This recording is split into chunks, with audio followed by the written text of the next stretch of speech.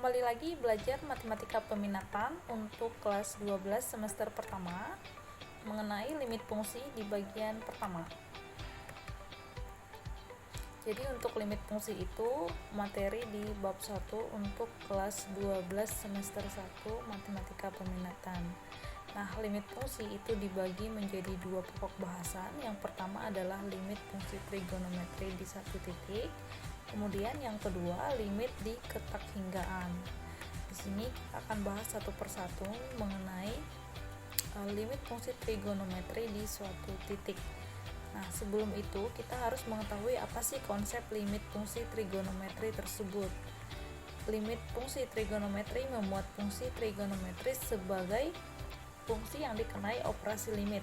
Jadi di sini kalau misalkan kita di kelas 11 itu sudah belajar tentang limit aljabar, di kelas 12 ini kita belajar mengenai limit yang memuat fungsi trigonometri. Contohnya limit sin x di mana x mendekati 0, limit x per sin x di mana x mendekati 0. Nah, ini contoh-contoh dari limit fungsi trigonometri. Jadi masih banyak contoh yang lain, misalkan ada limit yang mengandung kosinus, tangen, dan lain sebagainya.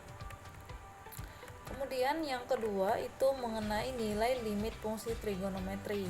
Limit fungsi trigonometri ini mempunyai sifat limit fx di mana x mendekati c itu sama dengan L jika dan hanya jika limit fx di mana x mendekati c dari kiri itu sama dengan limit fx di mana x mendekati c dari kanan. Nah, ini yang disebut dengan limit kiri sama dengan limit kanan. Kemudian yang ketiga, sifat-sifat limit fungsi. Ini ada 9 sifat dan ini sudah ada di kelas 11 mengenai limit sifat-sifat limit fungsi di limit fungsi aljabar ya. Jadi ini hanya flashback aja, saya kembali review lagi materinya mengenai sifat-sifat limit. Ini ada 9 sifat di sini bisa kita lihat. Kemudian kita lanjut ke materi yang keempat, sifat-sifat limit fungsi trigonometri. Nah, ini adalah inti dari materi kita untuk saat ini mengenai sifat-sifat limit fungsi trigonometri, tapi pada dasarnya kita belajar limit fungsi trigonometri itu adalah kita harus paham dulu sifat-sifat limit fungsi itu seperti apa. Jadi seperti yang sudah ditampilkan sebelumnya, yang ada 9 sifat itu kita gunakan nanti di sifat-sifat limit fungsi trigonometri. Oke, sifat yang pertama adalah limit x per sin x di mana x mendekati 0 itu sama dengan 1, dan limit sin x per x di mana x mendekati 0 itu sama dengan 1. Kemudian yang kedua ada limit x per tan x di mana x mendekati 0 itu sama dengan 1, dan limit tan x per x di mana x mendekati 0 itu sama dengan 1. Nah, ini bisa kita kembangkan menjadi limit sin ax per bx di mana x-nya mendekati 0. Ini kita kembangkan, kita kalikan dengan ax per ax kemudian kita kalikan dengan bx per bx. Kemudian hasil akhirnya nanti adalah a per b. Kenapa seperti itu? Ini kita rubah sin ax ini per ax ini adalah 1 ya. Kita kembangkan dari rumus dasarnya, dari sifat limit fungsi trigonometrinya. Terus di sini bx per bx itu sama dengan 1. Jadi nanti tersisa ax per bx. X dengan x itu kalau dibagi hasilnya 1 ya. Jadi hasil akhirnya adalah a per b. Nah, begitu juga dengan bentuk yang limit bx per sin ax di mana x mendekati 0. Dan untuk tannya juga sama. Cara mengembangkannya sama. Dan kita lihat di sini untuk sin ax per tan bx itu kalau kita kembangkan, kita kalikan dengan ax per ax, kemudian kita kalikan dengan bx per bx. Ini caranya juga sama seperti yang di atas tadi. Di sini sin ax per ax itu hasilnya 1 dari sifat dasarnya sin x per x sama dengan 1. Kemudian bx per tan bx itu juga 1. Dari sini kita kembangkan tan x per x. Kemudian di sini yang tersisa hanya ada ax per bx. Nah, untuk x dibagi x itu hasilnya 1, hasil akhirnya adalah a per b. Jadi dapat disimpulkan dari sifat-sifat yang tadi itu sin limit dari sin AX per BX di mana X mendekati 0 itu sama dengan A per B. Begitupun sebaliknya, di mana limit BX per sin AX di mana X mendekati 0 itu adalah B per A. Begitu juga untuk tan. Jadi ini sifat-sifatnya perlu diingat untuk dapat menyelesaikan soal-soal latihannya nanti. Selanjutnya itu mengenai menentukan nilai limit fungsi trigonometri. Jadi ini untuk menentukan nilai limit fungsi trigonometri ini ada 3 cara. Kalau di kelas 11 juga sudah dipelajari. Ini hanya untuk kita kembali lagi menggunakan cara-cara tersebut. Yang pertama adalah cara substitusi langsung. Contohnya kita lihat nih. Tentukan nilai limit dari sin 2x per cos x di mana x mendekati pi per 3.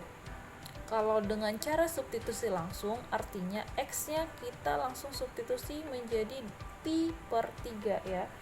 Jadi di sini sin 2x, di sini sin 2x, berarti ini kita ganti menjadi 2 kali pi per 3. Begitupun dengan cos x, berarti cos pi per 3. Jadi di sini langsung sin 2 pi per 3 per cos pi per 3.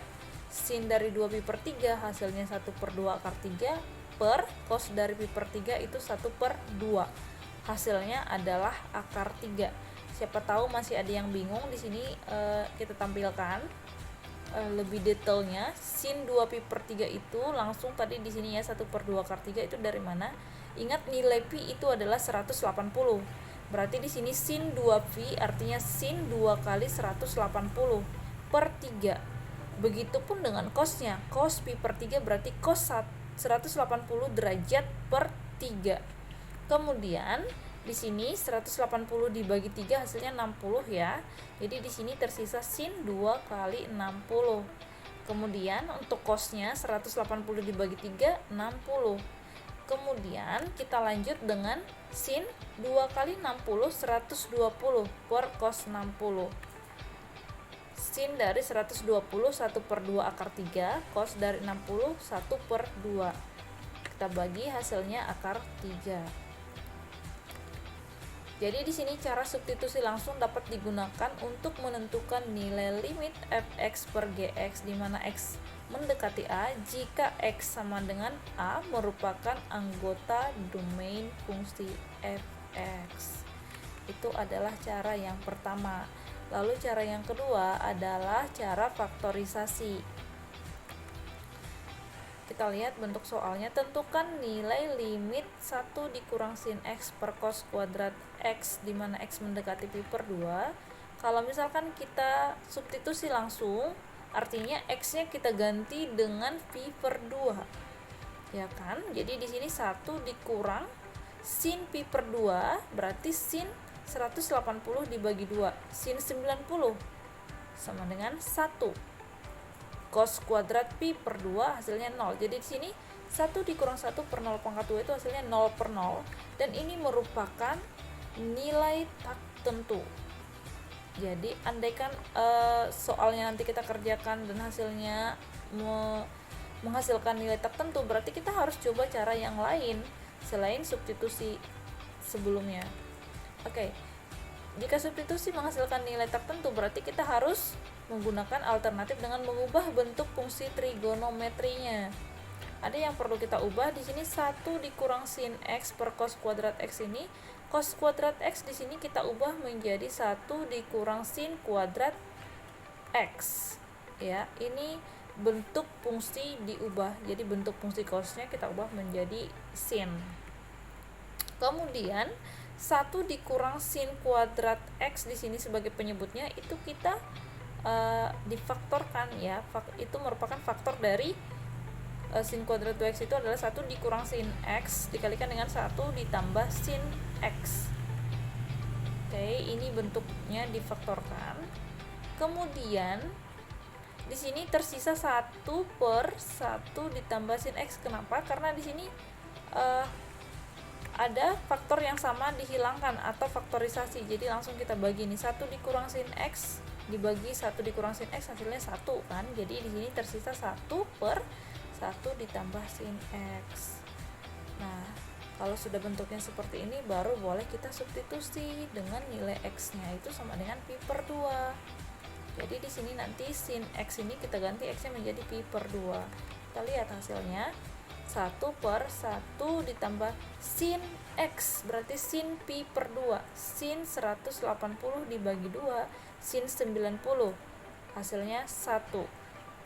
Lalu kita selesaikan. 1 per 1 ditambah 1, 1 per 2. Nah, untuk cara faktorisasi dapat digunakan untuk menemukan nilai limit fx per gx di mana x mendekati a jika fx dan gx mempunyai faktor yang sama dan faktor tersebut membuat penyebut bernilai 0.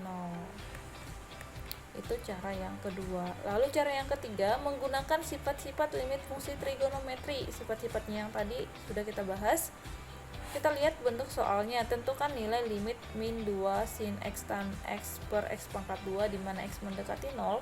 Kalau misalkan dengan substitusi langsung, caranya sama, kita ganti atau kita substitusi x-nya menjadi 0. Berarti di sini min 2 sin 0 tan 0 per 0 pangkat 2. Min 2 sin 0 0 tan 0 0. Berarti di sini 0 per 0 ini adalah nilai tak tentu. Jadi tidak boleh ya. Berarti kita harus coba cara yang lain dengan mengubah bentuk fungsi trigonometrinya.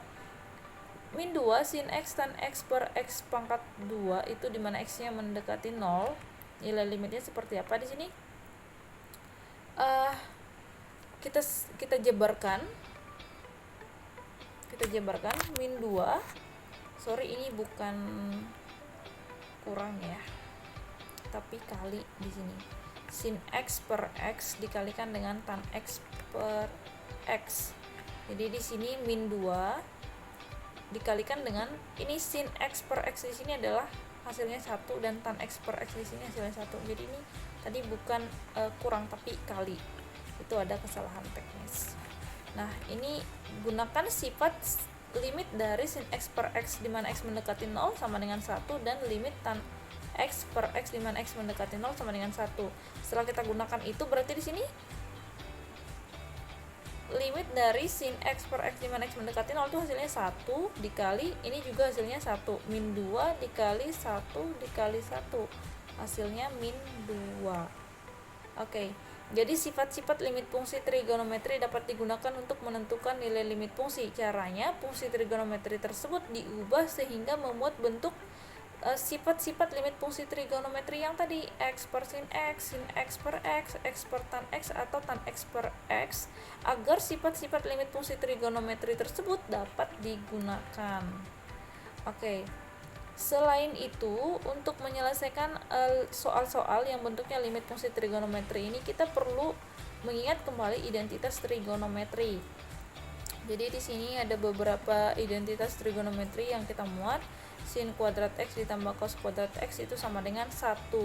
Kemudian ada cos 2x ini sama dengan cos kuadrat x dikurang sin kuadrat x itu sama dengan 2 cos kuadrat x dikurang 1 dan sama dengan 1 dikurang 2 sin kuadrat x. Jadi bentuk cos 2x ini ada banyak bentuk yang bisa kita ubah dalam bentuk cos kuadrat x dikurang sin kuadrat x, atau diubah ke bentuk 2 cos kuadrat x dikurang 1 atau 1 dikurang 2 sin kuadrat x.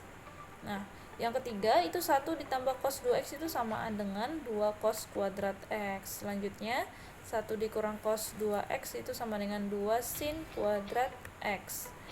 Terus ada lagi 1 dikurang cos 4x sama dengan 2 sin kuadrat 2x. Kemudian 1 dikurang cos 3x sama dengan 1 dikurang 2 sin kuadrat 3x per 2. Dan yang terakhir 1 dikurang cos x sama dengan 1 dikurang 2 sin kuadrat x per 2. Nah, jadi ini identitas trigonometri ini juga perlu kita ingat dan kita nanti pasti gunakan untuk menyelesaikan soal-soal yang bentuknya limit fungsi trigonometri.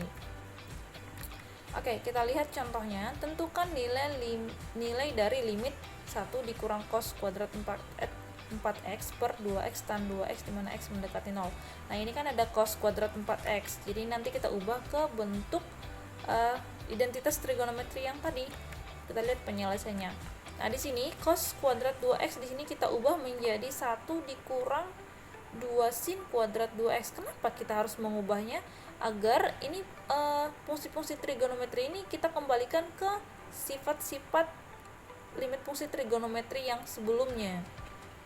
Oke, setelah ini kita selesaikan, ini 1 dikurang 1 0 ya. Terus ini negatif, kita kalikan dengan negatif 2 sin kuadrat 2x ini jadi positif.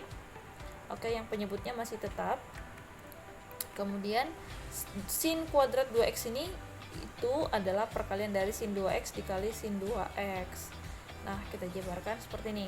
Nah, supaya kembali tadi ke sifat dasar itu, berarti di sini kita kalikan dengan 2x per 2x dikalikan dengan 2x per 2x.